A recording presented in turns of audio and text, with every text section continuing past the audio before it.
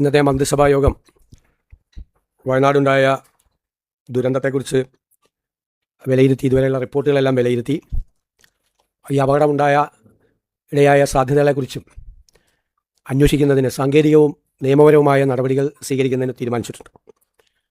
അതോടൊപ്പം ഇതിന് തൊട്ടു മുകളിലായി ഒരു ലാൻഡ് സ്ലൈഡ് ഉണ്ടായി എന്നുള്ള റിപ്പോർട്ടുകൾ പ്രാഥമികമായി വരുന്നുണ്ട്. അതുകൂടി പരിശോധിച്ച് കാര്യങ്ങൾ തീരുമാനിക്കും. കേന്ദ്ര സർക്കാർ ഈ തുരങ്ക നിർമ്മാണത്തിനായി പാരിസ്ഥിതിക അനുമതി കൊടുത്ത കർശനമായ നിർദ്ദേശങ്ങൾ ഇതിൻ്റെ നിർമ്മാണ കരാർ ഏറ്റെടുത്തിരിക്കുന്നവർ പാലിച്ചിട്ടുണ്ടോ എന്ന് പരിശോധിക്കും.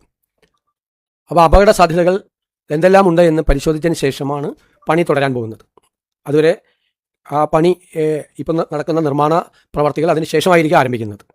അപ്പം അതിൻ്റെ വിശദമായ പഠനം, അപകടമുണ്ടായ കാര്യവും അതേ അവസരത്തിൽ കേന്ദ്ര സർക്കാരിൻ്റെ പാരിസ്ഥിതിക അനുമതി കൊടുത്ത കർശനമായ നിർദ്ദേശങ്ങൾ പാലിക്കപ്പെട്ടിട്ടുണ്ടോ എന്നുള്ള കാര്യവും, ഇത് രണ്ടാണ്.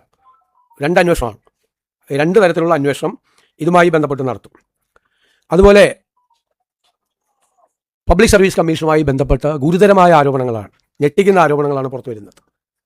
പരീക്ഷ സംബന്ധിച്ച ക്രമക്കേടുകളെക്കുറിച്ച് അതിൻ്റെ പരാതിയും മറ്റു കാര്യങ്ങളും ലഭ്യമായതനുസരിച്ച് ക്രൈംബ്രാഞ്ച് ഈ ക്രമക്കേടുകളെക്കുറിച്ച് അന്വേഷിക്കാൻ തീരുമാനമെടുത്തിട്ടുണ്ട്.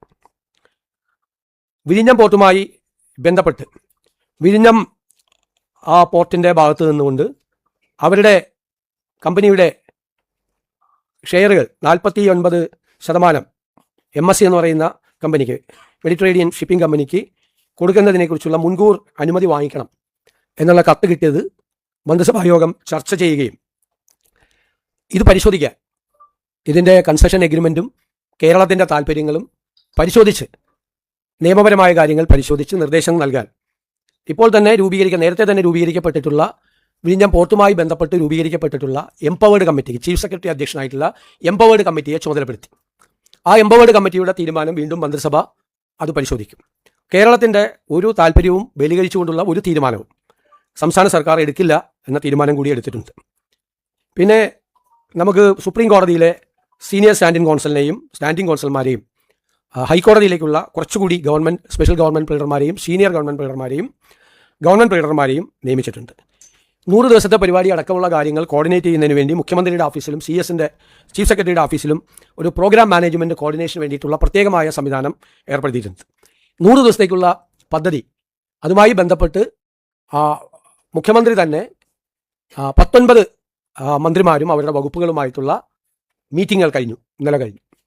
അപ്പോൾ അത് സമയബന്ധിതമായി ആ പദ്ധതി പൂർത്തിയാക്കുന്നതിന് വേണ്ടിയിട്ടും ആ പദ്ധതി നിരീക്ഷിക്കുന്നതിന് വേണ്ടിയിട്ടും ഒരു ഓപ്പൺ പോർട്ടൽ, അതായത് മാധ്യമങ്ങൾക്കും പൊതുസമൂഹത്തിനും പരിശോധിക്കാൻ കഴിയാവുന്ന തരത്തിലുള്ള ഓപ്പൺ പോർട്ടൽ, ഓരോ ഡിപ്പാർട്ട്മെൻറ്റിൻ്റെയും 100 ദിവസത്തെ പദ്ധതികൾ, അതിൻ്റെ പുരോഗതി.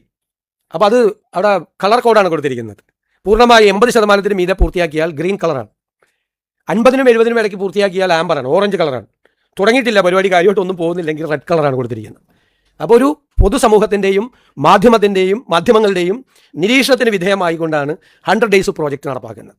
ആ പ്രോജക്റ്റുകൾ വിശദമായി വിലയിരുത്തി, ഓരോ പ്രോജക്റ്റുകളും അത് നടപ്പാക്കുന്നതിന് വേണ്ടി വിവിധ ഡിപ്പാർട്ട്മെൻറ്റുകളിലെ വിവിധ ഉദ്യോഗസ്ഥരെ ചുമതലപ്പെടുത്തി.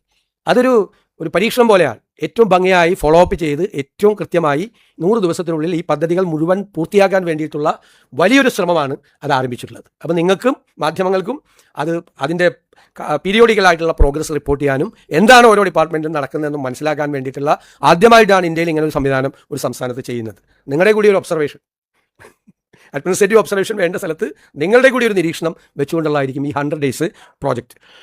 ഇതാണ് പ്രധാനപ്പെട്ട തീരുമാനങ്ങളുള്ളത്.